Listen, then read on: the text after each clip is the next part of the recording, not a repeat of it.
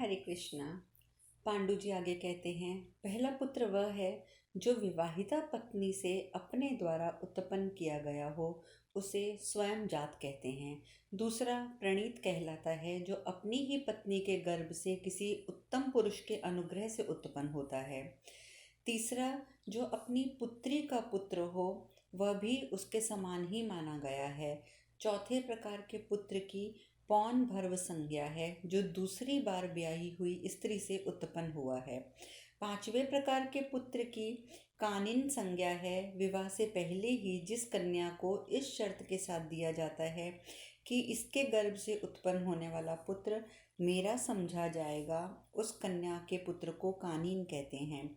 जो बहन का पुत्र भांजा है, वह छठा पुत्र कहा गया है। अब 6 प्रकार के अबंधुदायक पुत्र कहे जाते हैं।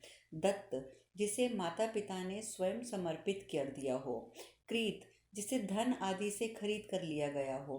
कृत्रिम, जो स्वयं मैं आपका पुत्र हूँ यो कहकर समीप आया हो। सहोड़, जो कन्यावस्था में ही गर्भवती होकर ब्याई गई हो, उसके गर्भ से उत्पन्न पुत्र सहोड़ कहलाता है। ज्ञातिरेती, अपने कुल का पुत्र तथा अपने से हीन जाति की स्त्री से उत्पन्न हुआ पुत्र, ये सभी अबंधुदायद हैं। इनमें से पूर्व पूर्व के अभाव में ही दूसरे दूसरे पुत्र की अभिलाष करें। आपत्ति काल में नीची जाति के पुरुष श्रेष्ठ पुरुष से भी पुत्रोत्ति की इच्छा कर सकते हैं। पृथे, अपने वीर्य के बिना भी मनुष्य किसी श्रेष्ठ पुरुष के संबंध से श्रेष्ठ पुत्र प्राप्त कर लेते हैं, वह धर्म का फल देने वाला होता है। यह बात स्वयं भो मनु ने कही है। अतः यशस्विनी कुंती, मैं स्वयं संतानोत्पादन की शक्ति से रहित होने के कारण तुम्हें आज मैं ये आज्ञा देता हूँ, तुम मेरे सदृश अथवा मेरी अपेक्षा से भी श्रेष्ठ पुरुष से संतान प्राप्त करो। इस प्रकार 119वां अध्याय पूर्ण हुआ।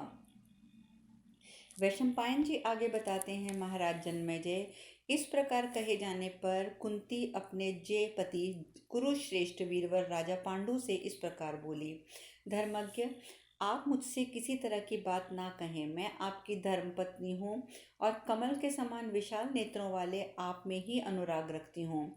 महाबाहु वीर भारत, आप ही मेरे गर्भ से धर्मपूर्वक अनेक पराक्रमी पुत्र उत्पन्न करेंगे।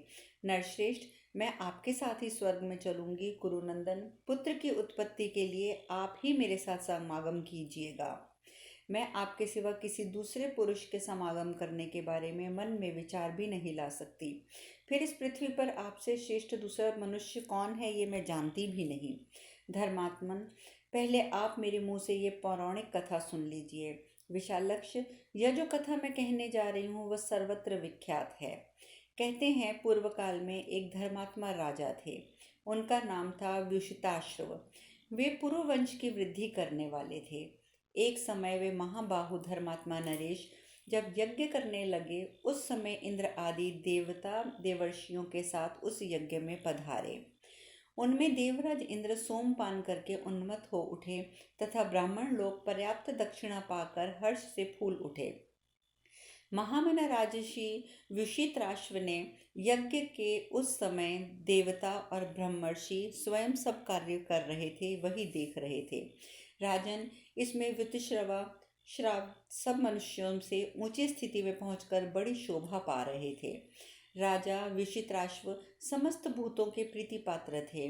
राजाओं में श्रेष्ठ प्रतापी विशित्राश्व अश्वमेध नामक महान यज्ञ में पूर्व, उत्तर, पश्चिम और दक्षिण चारों दिशाओं के राजाओं को जीतकर अपने वश में कर लिया था।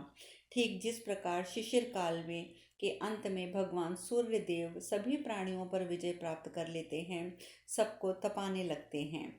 उन महाराज में 10 हाथियों का बल था। कुरुश्रेष्ठ पुराणवेत्ता विद्वान यश में बड़े चढ़े हुए नरेंद्र विशिताश्व के विषय में यशोगाथा गाते थे कि वह समुद्र पर्यंत इस सारी पृथ्वी को जीतकर जैसे पिता अपने औरस पुत्रों का पालन करता है, उसी प्रकार सभी वर्ण के लोगों का पालन करते थे। उन्होंने बड़े बड़े यज्ञों का अनुष्ठान करके ब्राह्मणों को बहुत धन दिया था। अनंत रत्नों की भेंट लेकर उन्होंने बड़े बड़े यज्ञ किए। अनेक सोम योगों का आयोजन उसके करके उनमें बहुत सा सोम रस भी संग्रह किया। अग्निहोष्ट्रम, अत्यंत अग्निहोष्ट्रम आदि 7 प्रकार की सोमयाग संस्थाओं का भी अनुष्ठान किया। नरेंद्र, राजा कक्षीवान की पुत्री भद्रा उनकी अत्यंत प्यारी पत्नी थी। उन दिनों इस पृथ्वी पर उसके रूप की समानता करने वाली कोई दूसरी स्त्री नहीं थी। मैंने सुना है वे दोनों पति पत्नी एक दूसरे को बहुत चाहते थे। पत्नी के प्रति अत्यंत कामासक्त होने के कारण राजा विशित्राश्व राज्यशम्य योग के शिकार हो गए। इस कारण वे थोड़े ही समय में सूर्य की भांति अस्त हो गए। उन महाराज के परलोकवासी हो जाने पर उनकी पत्नी को बड़ा दुख हुआ। नरव्याग जनेश्वर, हमने सुना है कि भद्रा की तब तक कोई पुत्र उत्पन्न नहीं हुआ था। इस कारण वह अत्यंत दुख से आतुर होकर विलाप करने लगी। वह कहने लगी, परम धर्मज्ञ महाराज, जो कोई भी विधवा स्त्री पति के बिना जीवन धारण करती है वह निरंतर दुख में डूबी रहने के कारण वास्तव में जीती नहीं अपितु मृत्यु तुल्य होती है। क्षत्रिय शिरोमणे, पति के न रहने पर नारी की मृत्यु हो जाए, इसी में उसका कल्याण है। अतः मैं भी आपके ही मार्ग पर चलना चाहती हूँ। प्रसन्न होइए और मुझे अपने साथ ले चलिए। आपके बिना एक क्षण भी जीवित रहने का मुझ में उत्साह नहीं है। राजन, कृपा कीजिए और यहाँ से शीघ्र मुझे ले चलिए। नरश्रेष्ठ, आप जहाँ कभी न लौटने के लिए गए हैं वहाँ का मार्ग समतल हो या विषम, मैं आपके पीछे पीछे अवश्य चलूंगी। राजन, मैं छाया की भांति आपके पीछे लगी रही हूँ और सदा आपकी आज्ञा के अधीन रहूंगी। नरव्याघ्र, मैं सदा आपके प्रिय और हित में लगी रहूंगी। कमल के समान नेत्रों वाले महाराज, आपके बिना आज से हृदय को सुखा देने वाले कष्ट और मानसिक चिंताएं मुझे सताती रहेंगी। मुझ अभागिनी ने निश्चय ही कितने ही जीवन संगियों अर्थात स्त्री पुरुषों का विछोह कराया होगा, इसीलिए आज आपके साथ मेरा ये वियोग घटित हुआ है। महाराज, जो स्त्री पति से बिछुड़ जाने पर 2 घड़ी भी जीवन धारण करती है वह पापिनी नरक में पड़ी हुई सी दुख में जीवन बिताती है। राजन, पूर्व जन्म में शरीर में स्थिर रहकर मैंने एक साथ रहने वाले कुछ स्त्री पुरुषों का वियोग अवश्य ही कराया है। उन्हीं पाप कर्मों के द्वारा मेरे पूर्व शरीर में जो बीज रूपी मेरे कर्म संचित हो रहे थे वही यह वियोग का दुख का कारण आज बनकर मुझे प्राप्त हुए हैं। महाराज, मैं दुख में डूबी हुई हूँ, अतः आज से आपके दर्शन की इच्छा रखकर मैं कुश के बिछोने पर सोऊंगी।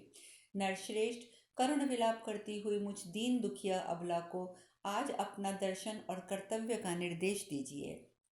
कुंती ने कहा, महाराज, इस प्रकार जब राजा ने शव का आलिंगन करके बार बार अनेक प्रकार से विलाप करने लगी तब आकाशवाणी हुई, भद्रे, उठो और जाओ। इस समय मैं तुम्हें वर देता हूँ। चारुहासिनी, मैं तुम्हारे गर्भ से कई पुत्रों को जन्म दूंगा।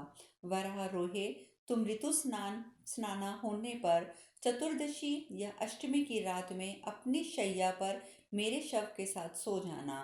आकाशवाणी के यूं कहने पर पुत्र की इच्छा रखने वाली पतिव्रता भद्रा देवी ने पति की पूर्वोक्त आज्ञा का अक्षरश पालन किया।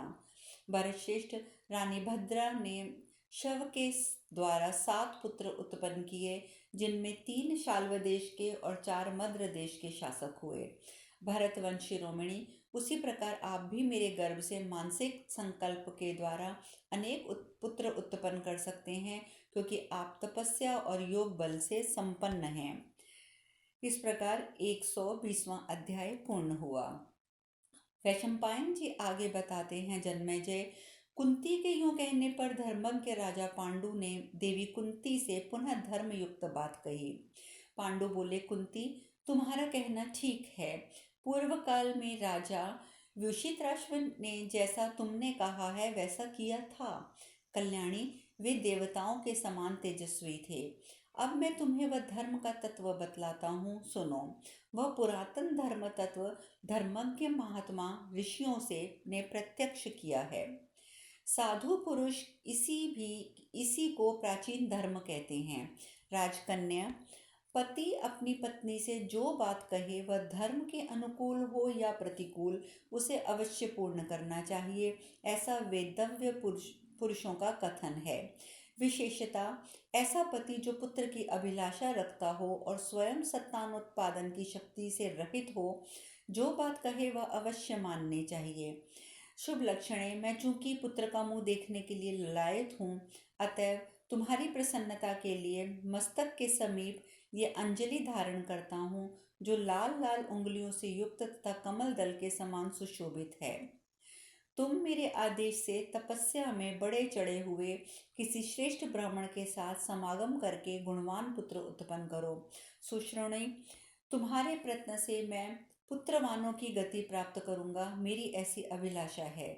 वैशंपायन जी कहते हैं, जन्मेजय, इस प्रकार कहे जाने पर पति के प्रिय और हित में लगी रहने वाली कुंती शत्रुओं की राजधानी पर विजय पाने वाले महाराज पांडु से बोली, भरत श्रेष्ठ, स्त्रियों के लिए ये बड़े अधर्म की बात है कि पति ही उनसे प्रसन्न होने के लिए बार बार अनुरोध करे, क्योंकि नारी का ही कर्तव्य है कि वह पति को प्रसन्न रखे।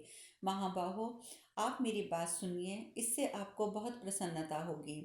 बाल्यावस्था में जब मैं पिता के घर में थी, मुझे अतिथियों का सत्कार का काम सौंपा गया था। वहाँ कठोर व्रत का पालन करते हुए मैंने उग्र स्वभाव के ब्राह्मण की, जिनका धर्म के विषय में निश्चय ही दूसरों को अज्ञात है और जिन्हें दुर्वासा कहते हैं, मैंने बड़ी सेवा शुश्रूषा की। अपने मन को संयम में रखने वाले उन महात्मा को मैंने सब प्रकार के यत्नों से संतुष्ट किया। तब भगवान दुर्वासा ने वरदान के स्वरूप में मुझे प्रयोग विधि सहित एक मंत्र का उपदेश दिया और मुझसे इस प्रकार कहा कि इस मंत्र से जिस जिस देवता का मैं आवाहन करूंगी, वह निष्काम हो या सकाम, वह निश्चय ही मेरे अधीन हो जाएंगे। उन्होंने ये भी कहा था कि उस देवता के प्रसाद से तुम्हें पुत्र प्राप्त होगा। इसीलिए भरत, मेरे पिता के घर में उस ब्राह्मण ने इस प्रकार ये बातें मुझसे कही थी। उस ब्राह्मण की बात सत्य ही होगी। इसके उपयोग का ये अवसर आ गया है। महाराज, मैं आपकी आज्ञा होने पर मंत्र के द्वारा किसी देवता का आवाहन कर सकती हूँ, जिससे राजर्षि हम दोनों के लिए हितकर संतान प्राप्त हो।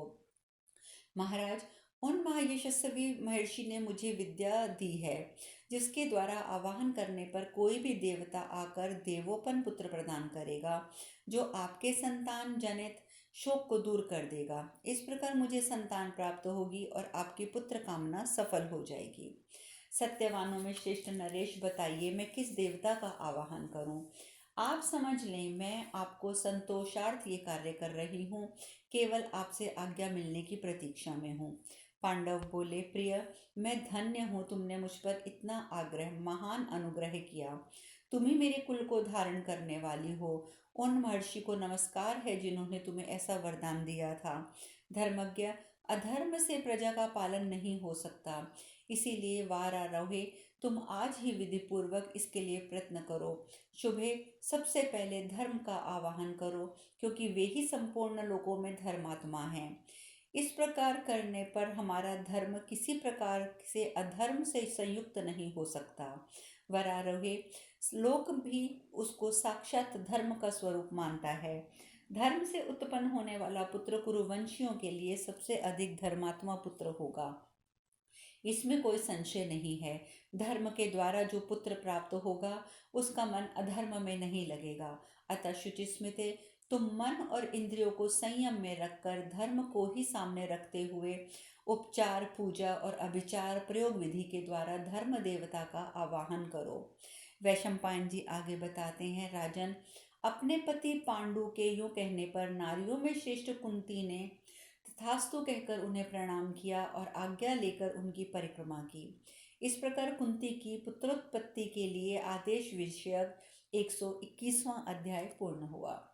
वैशंपायन जी कहते हैं, जन्मे जी, जब गांधारी को गर्भ धारण किए 1 वर्ष बीत गया, उस समय कुंती ने गर्भ धारण करने के लिए अच्युत स्वरूप भगवान धर्म का आवाहन किया। देवी कुंती ने बड़ी उतावली के साथ धर्म देवता के लिए पूजा के उपहार अर्पित किए। तत्पश्चात पूर्व काल में महर्षि दुर्वासा ने जो मंत्र दिया था, उसका विधि पूर्वक जाप किया। तब मंत्र बल से आकृष्ट होकर प्रभु धर्म सूर्य के समान तेजस्वी विमान पर बैठकर उस स्थान पर आए, जहां कुंती देवी जप में लगी थी। तब धर्म ने हंसकर कहा, कुंती बोलो तुम्हें क्या दूं। धर्म के द्वारा हास्यपूर्वक ये बात पूछने पर कुंती बोली, मुझे पुत्र दीजिए। तदंतर योग मूर्ति धारण किए हुए धर्म के साथ समागम से सुंदरी कुंती ने एक पुत्र को प्राप्त किया जो समस्त प्राणियों का हित करने वाला था। तदंतर जब चंद्रमा ज्येष्ठा नक्षत्र पर था, सूर्य तुला राशि पर विराजमान थी, शुक्ल पक्ष की पूर्णा नाम वाली पंचमी तिथि थी और अत्यंत श्रेष्ठ अभिजीत नामक 8वां मुहूर्त विद्यमान था, उस समय कुंती ने एक उत्तम पुत्र को जन्म दिया जो महान यशस्वी था। उस पुत्र के जन्म लेते ही आकाशवाणी हुई, यह श्रेष्ठ पुत्र पुरुष धर्मात्माओं में अग्रगण्य होगा और इस पृथ्वी पर पराक्रमी और सत्यवादी राजा होगा। पांडु का यह प्रथम पुत्र युधिष्ठिर के नाम से विख्यात हो तीनों लोकों में प्रसिद्धि एवं ख्याति प्राप्त करेगा। यह यशस्वी, तेजस्वी तथा सदाचारी होगा। उस धर्मात्मा पुत्र को पाकर राजा पांडु ने पुनः आग्रहपूर्वक कुंती से कहा, प्रिय, क्षत्रियो को बल से ही बड़ा कहा गया है, अतः अब एक ऐसे पुत्र का वर्ण करो जो बल में श्रेष्ठ हो। जैसे अश्वमेध सब यज्ञों में श्रेष्ठ है, सूर्यदेव संपूर्ण प्रकाश करने वालों में प्रधान है और ब्राह्मण मनुष्यों में श्रेष्ठ हैं, उसी प्रकार वायुदेव बल में सबसे बढ़ चढ़कर हैं।